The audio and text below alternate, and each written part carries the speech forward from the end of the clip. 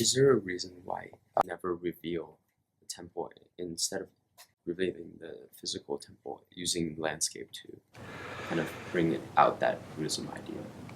It's very clearly that's why it looks like a landscape poem, because landscape replaces the temple. Nature replaces the physical, the artifice of the buildings, right? Even though the temple space, these are probably the temple grounds, right, does exactly the same thing the temple should do. It's kind of like a landscape painting where you have all these mountains and then you have this finial, a little bit of finial like hidden behind the bushes and the high mountains in the landscape painting. It's sort of, and you sort of knew you see the steps going up and going somewhere, but you don't actually see the architecture of the building. Yeah, and here the architecture is all hidden. You know it's supposed to be there, so you can imagine. Here's the bell. It's the bell. The one thing is the sound, and a sound which has resonance. Every time you cast a bell, you'd have to have a bell inscription, and every bell inscription will not say exactly the same thing, but it has to make that point. This is to teach you of the emptiness of things.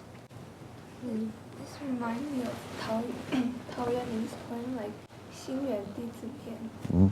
Like if you have the Buddhism thoughts in heart, no matter where you are, that's the temple. Yeah. Well, probably for Tao Yuanling, it wouldn't be Buddhism, but certainly there's the way, right? It's missing. I guess that's a really good association because, of course, if you remember how that poem opens, it opens with "I built my cottage in a realm of men, but heard no sound of," and so then he picks a chrysanthemum, and then looks up to the mountain. But what doesn't he see? He hides the village. He tells us the village is there, but he doesn't see it, right? And then quite literally after that, in this Tao Yuanming poem, he looks down and he looks up, but he misses the whole world in between. And here Wang Wei probably did see the physical temple, but is not seeing it, right? Is erasing it somehow from his vision. It's also like you have to see it to not see it. Yeah, you have to. That's the truth of the beginning of it. And here he has to name the temple to, sort of hide it.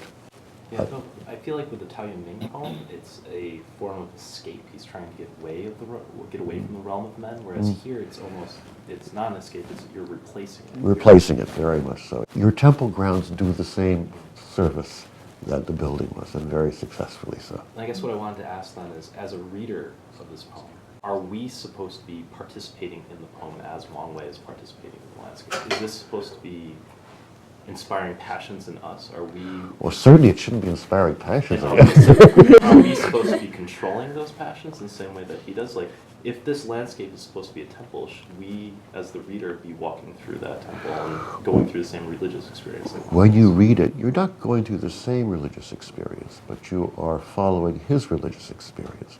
So that it becomes a template for learning to pay attention, right? And part of the way that poetry is transmitted is you read the poem, you're moved by it, you're touched by it, but you learn to pay attention in the same way the poet pays attention. You learn to think of things, the sequence of things, as meaningful.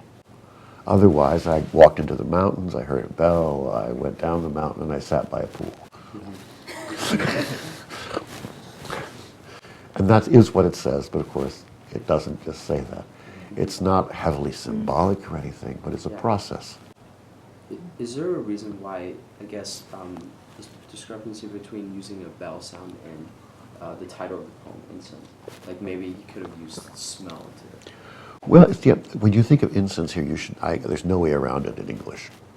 But incense is also the visible smoke, even more than the smell. So what you have is you do have the space of cloudy peaks, right? Yeah. And so it's visually it's a hard, you can only see close up. And then in that sort of hidden landscape you hear the bell, which I believe, no it's not, there's one more sound. That's the choking of the water over the, you often can see how things are organized, so you have, the sound and color is a standard. So you have sound and sight. This also makes made me think about the literati culture in China. Like, because it's really competitive, not many people can get into official positions. But then there's an alternative literati culture, right? And in case of Wang Wei, of course, it's quite special because he was a Taiyuan Wang, Yeah.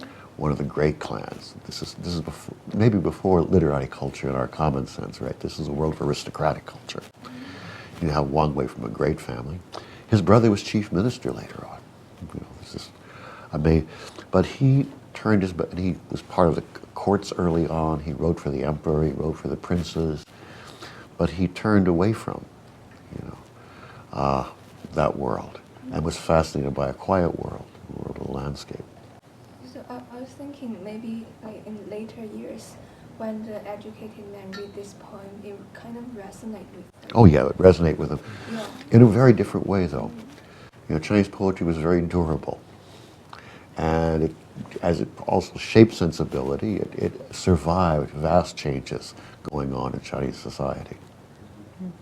And I think I've mentioned some of the, one question I received was much missed from the Chinese to English translation.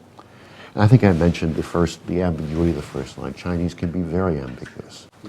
And of course you notice there's no pronouns here. You don't expect to find pronouns. But when you say, stopping by the Temple of Incense Mast, you often, unless you indicate otherwise, mean I stopped by. And then you would read this as a first-person subject going through the experience. But that absence of the pronoun or certain absence of certain things makes it easy to reuse lines.